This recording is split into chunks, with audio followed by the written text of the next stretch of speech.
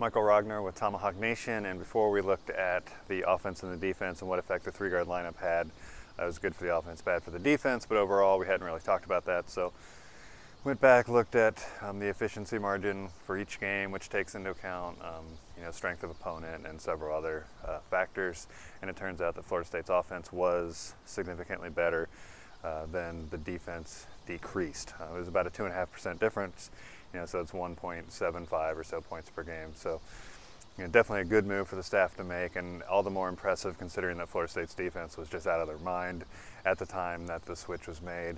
It wasn't just the best defense under Leonard Hamilton, it was the best defense in all of college basketball, for the past 10 years at least.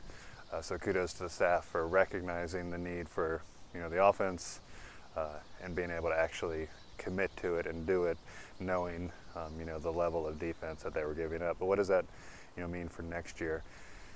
Antoine Space gone. He was really the only legitimate wing player that Florida State has on their lineup, on their roster. Okara White can play the wing, but he's much better suited to the four. It's like the argument of James Wilder Jr. in football. Is he a linebacker? Is he a running back? Well, with Okara, we've actually seen him play both positions, quite a bit, and it's obvious that he's a much better four than he is a three.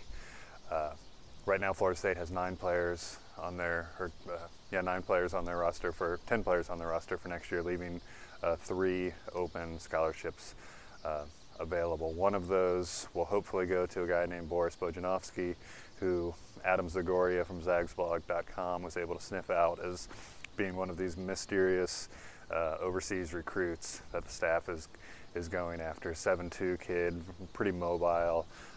He's got the classic European game. He's not that strong, but he's really skilled kid and would be a great addition to the class.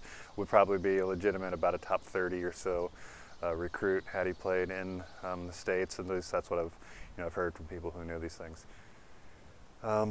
So if he comes on board, what's the rest of the roster going to shake out like? And that's really going to determine whether or not Florida State runs three-guard lineup or more of a traditional lineup next year. So this stuff should sort of work itself out over the next three or 4 weeks. We should find out who Florida State's going to be adding to their roster. If we add, a point guard and a center and maybe a shooting guard, then it's pretty obvious we're going to be sticking with the three-guard lineup. If we're focusing on wing players and maybe another big, then it's looking like back to the traditional lineup. Who knows how that will work, but we'll find out. Anyway, I'll keep you posted over the next few weeks on it changes to Florida State's roster and what that means towards what we might see on the court next year.